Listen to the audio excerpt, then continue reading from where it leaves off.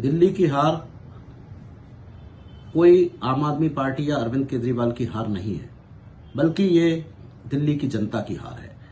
इसका कारण है कि ये चुनाव जनता के वोट नहीं गिने जा रहे, इसमें ईवीएम की हेरफेर जो पहले लोकसभा में हुई, उसके बाद हरियाणा में हुई, उसके बाद महाराष्ट्र में हुई और अब दिल्ली में हुई। पहले से ही पता था कि भारतीय जनता पार्टी चुनाव आयोग जिस तरह से चल रहा है, जिस तरह से 2-1 के उससे मेजोरिटी से चुनाव आयुक्त बनाए गए हैं जो भारतीय जनता पार्टी का पक्ष लेते हैं, दिल्ली की और पूरे देश के जहां जहां चुनाव होते हैं उसमें ईवीएम को मैनेज किया जाता है।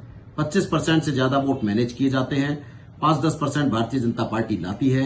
हर चौथा वोट जो डाला जाता है वो चुनाव वाले दिन, जिस दिन वोटिंग होती है उस दिन ट्रांसफर हो जाता है जिस सीरियल में भारतीय जनता पार्टी का प्रत्याशी होता है।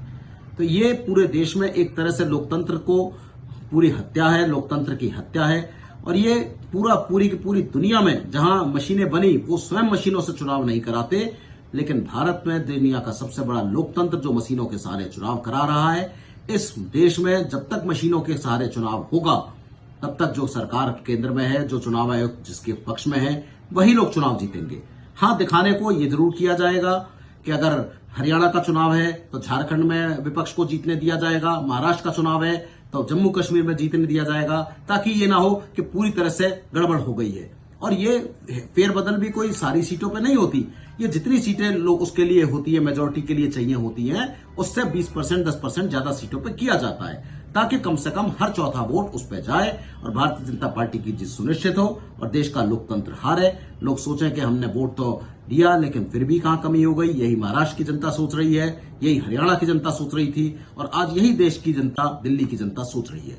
ये हार लोकतंत्र की हत्या है, देश के लोकतंत्र की हत्या है। ये एक जो ईवीएम का जो राहुल गांधी जी ने अभी कहा था कि राजा की आत्मा ईवीएम में वास करती है, तो इस देश के प्रधानमंत्री की आत्मा इस ईवीएम में वास करती है। और जब तक ईवीएम से चुनाव होगा, ना विपक्ष बिहार में जीतने वाला है, ना विपक्ष उत्तर प्रदेश में जीतने वाला है। जो राज्य इन्हें बड़े बड़े राज्य कब्जा करने हैं वहां पे ईवीएम का भारी फेरबदल होगा और जो छोटे छोटे राज्य हैं जहां इनसे कोई फर्क नहीं पड़ता वहां विपक्ष को जीतने देंगे, ताकि देश में ऐसा माहौल ना हो कि लगे कि एक तरफा चुनाव हो रहा है।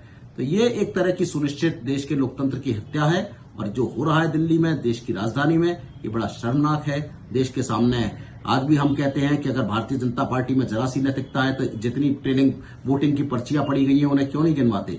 मैं तो कहना चाहूंगा अरविंद केजरीवाल से कि अरविंद केजरीवाल को मांग करनी चाहिए कि जितनी पर्चियां हुए उन सबको गिना जाए और 70 सीटों पर पर्चियां गिन ली जाए तो देश का देश, दूध का दूध, पानी का पानी हो जाएगा। ये ईवीएम की जो पर्चियां हैं इनकी गिनती होनी चाहिए। ये पर्चियां किस लिए निकाली जाती है? अगर इन पर्चियों की गिनती नहीं हो रही तो इसका कोई लोकतंत्र का अर्थ नहीं है। ये सिर्फ